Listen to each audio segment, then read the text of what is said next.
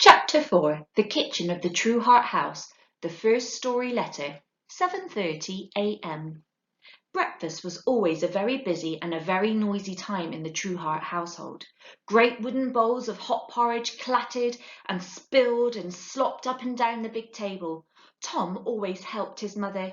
He stirred the porridge and then he dished it out with a big wooden ladle. Then he would clean up, washing down the wooden platters and bowls. Meanwhile, his big brothers fought each other over the honey pots, wiped good butter into each other's hair, and threw hills of bread around the place until their mother had to fetch one or the other of them with a short, sharp clout on the head. The main business after breakfast at the start of a new story season was to see whether there had been a delivery. Was an envelope hidden in the house somewhere? If all the brothers were at home together then, sure enough, during the night an envelope would have been silently and mysteriously delivered. The very morning after Jacquot's return and storytelling, a letter was found. The arrangements of the letter deliveries were a trade secret managed by the sprites. The letters were often tied with a gossamer ribbon, which was the finest and most delicate of ribbons woven by the sprites. The letters would then be hung under a ceiling lamp or left dangling from a door handle or some other place. It was Jackson who found the first letter of the season.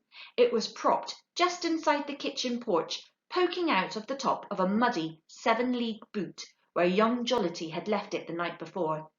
Jackson picked it up and brought it over to Jackie. "It's for you," he said. "Well, everyone," said Jackie with a grin, looking up from his letter, "I'm to be a prince this time. Bit of a step up. A promotion from my usual woodcutters. Hey, Mother?" "It's no more than you deserve, Jackie. Here, you take this staff, and you'll need a winter weight cloak now the weather's on the turn." She went and looked out the dark sky above the tree and shivered to herself. The boy's father, Big Jack, had set off in the winter, never to return, and it always worried her when they were starting out on their adventures in the cold weather. She laid a square of the Trueheart cotton out on the table and wrapped all the picnic things in it. Her picnics were one of the rituals of an adventure morning.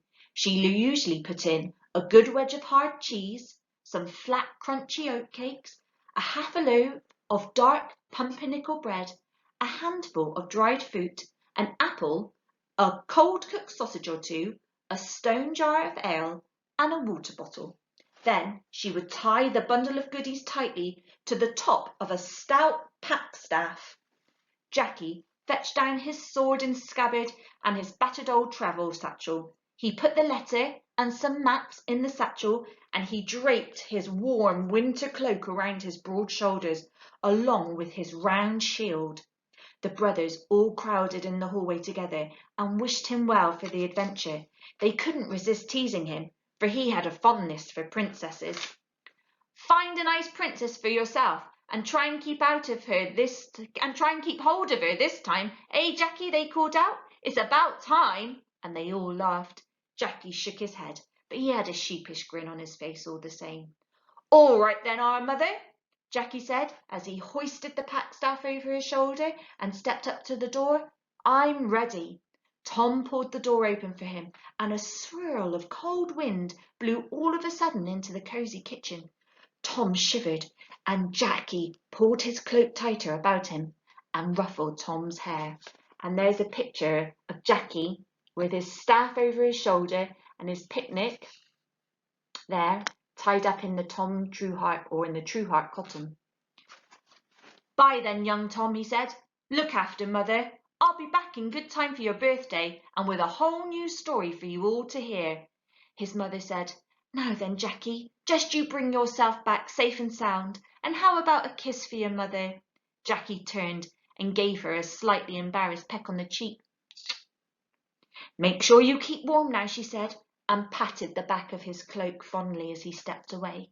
Tom and his mothers and brothers crowded into the porch and watched as Jackie headed for the crossroads. His mother carried on waving long after he had rounded the last bend, but Jackie didn't look back or wave. He just marched on, his head held high. As he walked, he firmly banged his adventurous staff up and down the road.